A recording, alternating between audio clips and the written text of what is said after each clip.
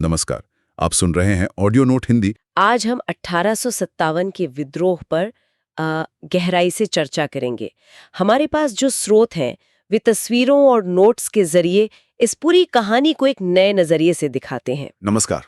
और आज की चर्चा का मकसद सिर्फ ये जानना नहीं है कि क्या हुआ, बल्कि ये समझना है कि क्यों हुआ। हाँ बिल्कुल, मतलब 1757 के प्लासी युद्ध के ठीक 100 साल बाद ऐसा क्या हुआ कि पूरे उत्तर भारत में ब्रिटिश शासन के खिलाफ इतनी बड़ी, इतनी शक्तिशाली प्रतिक्रिया हुई। और ये सिर्फ एक घटना नहीं थी, जैसा कि स्रोत भी इशारा करते हैं। ये 100 साल के कह सकते हैं ब्रिटिश शोषण का नतीजा थी। इसीलिए तो कुछ लोग इसे गदर कहते हैं और कुछ प्रथम स्वतंत्रता संग्राम। तो चलिए इसी सवाल से शुरू करते हैं। 100 साल तक जमीन के नीचे क्या सुलग रहा था? हमारे स्रोत 5 मुख्य कारण बताते हैं: राजनीतिक, आर्थिक, सामाजिक, धार्मिक, प्रशासनिक और सैनिक। और ये सब कारण एक दूसरे से बहुत गहरे जुड़े हुए थे। इन्हें अलग अलग देखना शायद सही नहीं होगा। सही बात है। तो राजनीतिक कारणों से शुरू करते हैं। वेलेस्ली की सहायक संधि तो थी ही, जिसने राजाओं को एक तरह से अपाहिज बना दिया था। पर फिर आई डलहौजी की हड़प नीति, डॉक्ट्रिन ऑफ लैप्स। और उसने तो जैसे ताबूत में आखिरी कील ठोक दी। मतलब ये कहना कि अगर आपका अपना बेटा नहीं है तो आप गोद नहीं ले सकते और आपकी रियासत हमारी हो गई। ये तो सीधी सीधी लूट थी। सतारा, झांसी, नागपुर, एक के बाद एक बड़ी रियासतें खत्म कर दी गईं। और सबसे दिलचस्प मामला तो अवध का है। अवध को हड़प नीति से नहीं, बल्कि 1856 में कुशासन का आरोप लगाकर हड़प लिया गया। ये शासक वर्ग के लिए एक बहुत बड़ा झटका था। और नाना साहेब जैसे लोगों की पेंशन रोक दी गई। मतलब ये सिर्फ सत्ता छीनना नहीं था, ये उनकी इज्जत पर हमला था। बिल्कुल। तो एक तरफ तो शासक वर्ग में गुस्सा था और दूसरी तरफ आम आदमी पर आर्थिक मार पड़ रही थी। हमारे स्रोत धन निष्कासन या ड्रेन ऑफ वेल्थ की बात करते हैं। आम इंसान के लिए इसका क्या मतलब था? इसका मतलब बहुत सीधा था। आपकी मेहनत की कमाई आपके देश के काम नहीं आ रही थी। किसानों पर लगान का बोझ इतना था कि उनकी पीढ़ियां कर्ज में डूब गईं। और हस्तशिल्प का तो विनाश ही हो गया, जिससे बेरोजगारी बहुत बढ़े। हाँ, भारत जो कभी दुनिया को कपड़ा बेचता था, अब वो खुद मैनचेस्टर से बना कपड़ा खरीदने पर मजबूर था। ये आर्थिक नीतियां सीधे आम आदमी की कमर तोड़ रही थीं। और जब पेट पर लात पड़ती है तो फिर लोग धर्म की ओर देखते हैं, और अंग्रेजों ने वहां भी दखल देना शुरू कर दिया। और ये शायद सबसे बड़ी गलती थी, 1850 का वो धार्मिक निर्योग्यता अधिनियम, जिसके तहत ईसाई बनने पर ही पैतृक संपत्ति का अधिकार मिलता था। हाँ, ये तो धर्म परिवर्तन के लिए एक सीधा सीधा लालच था। और फिर सती प्रथा पर रोक, विधवा विवाह को अनुमति। ये सुधार भले ही अच्छे इरादों से किए गए हों, पर आम लोगों को लगा कि ये फिरंगी हमारे धर्म को भ्रष्ट कर रहे हैं। तो राजा नाराज, किसान नाराज और धार्मिक भावनाएं भी आहत हो रही थीं। अब आते हैं सैनिक कारणों पर। हाँ, जो इस विद्रोह का केंद्र बने। स्रोत एक बहुत ही अच्छा शब्द इस्तेमाल करते हैं, वर्दीधारी किसान। ये शब्द ही पूरी कहानी कह देता है। वो सिपाही कोई और नहीं था, वो उसी गांव के किसान का बेटा था जिसका परिवार भारी करों के नीचे दबा हुआ था। तो गांव का गुस्सा बैरक तक पहुंच रहा था। और बैरक के अंदर भी तो भेदभाव था। बहुत ज्यादा। भारतीय सैनिकों को कभी सूबेदार से ऊंचा पद नहीं मिलता था, वेतन कम था और उनके साथ व्यवहार भी अच्छा नहीं होता था। और फिर 1856 का वो जनरल सर्विस एनलिस्टमेंट एक्ट, जिसने समुद्र पार जाना अनिवार्य कर दिया, जिसने उनकी धार्मिक मान्यताओं पर सीधा हमला किया। उस जमाने में ये माना जाता था कि समुद्र पार करने से धर्म भ्रष्ट हो जाता है। और फिर 1854 में उनकी मुफ्त डाक सुविधा भी बंद कर दी गई। मतलब वो अपने घर चिट्ठी भी नहीं भेज सकते थे। सोचिए कितना गुस्सा जमा हो रहा होगा। तो बारूद तो पूरी तरह तैयार था, बस एक चिंगारी की जरूरत थी। और वो चिंगारी आई चर्बी वाले कारतूस की शक्ल में। हाँ, दिसंबर 1856 में नई एनफील्ड राइफल आई और उसके कारतूसों को लेकर एक अफवाह उड़ी कि उन पर गाय और सुअर की चर्बी का लेप है और उन्हें लोड करने से पहले दांत से काटना पड़ता था। बिल्कुल। और इसने हिंदू और मुस्लिम दोनों ही सैनिकों की धार्मिक भावनाओं को भड़का दिया। उन्हें लगा कि ये उनके धर्म को नष्ट करने की एक सोची समझी साजिश है। और यहीं से मंगल पांडे की कहानी शुरू होती है। 29 मार्च 1857, बैरकपुर। मंगल पांडे ने उन कारतूसों को इस्तेमाल करने से साफ मना कर दिया और अपने अंग्रेज अफसरों ह्यूसन और बाग पर गोली चला दी। 8 अप्रैल 1857 को उन्हें फांसी दे दी गई। लेकिन उनकी शहादत ने आग में घी का काम किया। वो उस दबे हुए गुस्से की पहली आवाज बन गई। तो विद्रोह का औपचारिक प्रारंभ हुआ ठीक 1 महीने बाद, 10 मई 1857 मेरठ से। हाँ, मेरठ की पैदल टुकड़ी ने विद्रोह कर दिया, अपने अफसरों को मारा, जेल तोड़ी और दिल्ली चलो का नारा लगाते हुए दिल्ली की ओर कूच कर दिया। और 11-12 मई तक उन्होंने दिल्ली पर कब्जा कर लिया। ये एक बहुत बड़ा सिंबॉलिक कदम था। बहुत बड़ा। उन्होंने बूढ़े मुगल बादशाह बहादुर शाह जफर को भारत का बादशाह घोषित कर दिया।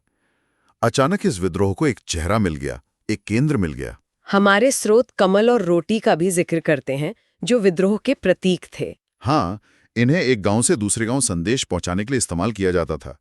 ये दिखाता है कि ये सब पूरी तरह अचानक नहीं था, कुछ हद तक योजना थी। तो चलिए अब देखते हैं कि आग कहां-कहां और कैसे फैली।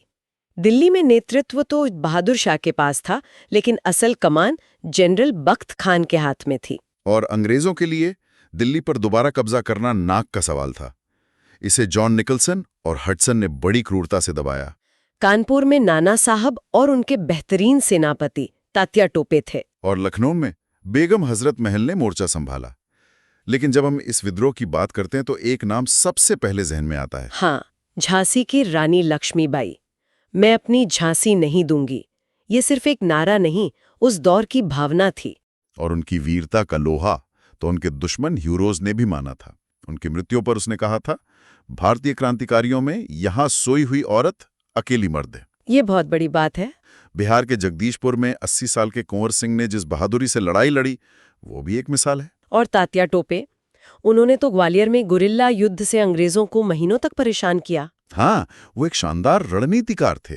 लेकिन अफसोस, उनके ही एक मित्र मान सिंह के विश्वासघात के कारण वो पकड़े गए और 1859 में उन्हें फांसी दे दी गई। तो इतना व्यापक विद्रोह, इतने वीर नेता, फिर भी ये असफल क्यों हो गया? इसके कई कारण थे और हमारे स्रोत उन्हें साफ साफ बताते हैं।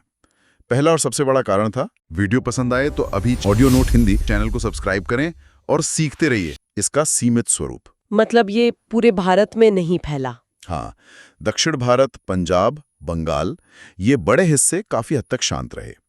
दूसरा, एक योग्य और केंद्रीय नेतृत्व की कमी थी। बहादुर शाह जफर बूढ़े थे और सब नेता अपने अपने इलाके के लिए लड़ रहे थे। एक संयुक्त भारत की सोच शायद उतनी मजबूत नहीं थी। बिल्कुल। तीसरा कारण था संसाधनों की कमी। विद्रोहियों के पास हिम्मत थी, पर अंग्रेजों के पास आधुनिक हथियार, पैसा, रेल और सबसे बढ़कर टेलीग्राफ था। और चौथा, जो सबसे दुखद है, अपनों की गद्दारी। सही कहा। सिंधिया, होलकर, निजाम जैसे कई बड़े भारतीय शासकों और जमींदारों ने अंग्रेजों का साथ दिया। लॉर्ड कैनिंग ने खुद कहा था कि इन शासकों ने तरंग रोधक का काम किया, वरना हम एक झोंके में बह जाते। तो विद्रोह तो दब गया, लेकिन क्या इसके कोई दूरगामी परिणाम हुए? क्या इसने भारत की भविष्य को बदला? इसने सब कुछ बदल दिया। सबसे बड़ा परिणाम था शासन में बदलाव। भारत से ईस्ट इंडिया कंपनी का राज हमेशा के लिए खत्म हो गया। और भारत सीधे ब्रिटिश ताज यानी महारानी विक्टोरिया के अधीन आ गया। हाँ, भारत सरकार अधिनियम 1858 के तहत अब भारत एक कंपनी की जागीर नहीं, बल्कि ब्रिटिश साम्राज्य का हिस्सा था। गवर्नर जनरल का पद वाइसरॉय बन गया और लॉर्ड कैनिंग पहले वाइसरॉय बने। और सेना में तो यकीनन बहुत बड़े बदलाव हुए होंगे। बहुत बड़े। अंग्रेजों का भारतीय सैनिकों से भरोसा उठ चुका था। सेना के पुनर्गठन के लिए पील कमीशन बनाया गया। इस कमीशन ने क्या सिफारिशें दी? इसने सेना में यूरोपीय सैनिकों की संख्या बहुत बढ़ा दी, खासकर तोपखाने जैसे अहम विभागों में। और यहीं से फूट डालो और राज करो की नीति को सेना में संस्थागत रूप दिया गया। मतलब सैनिकों को जाति और धर्म के आधार पर अलग अलग रेजिमेंटों में बांटा गया, ताकि वो फिर कभी एकजुट होकर विद्रोह ना कर सकें। तो हम अपनी चर्चा की शुरुआत में वापस आते हैं। इस विद्रोह का स्वरूप क्या था? क्या ये सिर्फ एक सिपाही विद्रोह था, जैसा सर जॉन लॉरेंस कहते हैं? या ये भारत का प्रथम स्वतंत्रता संग्राम था, जैसा वीडी सावरकर ने कहा? वहीं आरसी मजुमदार का मानना था कि ये ना प्रथम, ना राष्ट्रीय, ना ही स्वतंत्रता संग्राम था। देखिए, इन अलग अलग विचारों के बावजूद 1857 की विरासत बहुत गहरी है। इसने पहली बार हिंदू मुस्लिम एकता की एक अनूठी मिसाल पेश की। और सबसे महत्वपूर्ण बात, भले ही ये विद्रोह अपने लक्ष्य में असफल रहा, पर इसने राष्ट्रवाद के बीज बो दिए। बिल्कुल। इसने 1947 की आजादी की नींव रखी। बिल्कुल।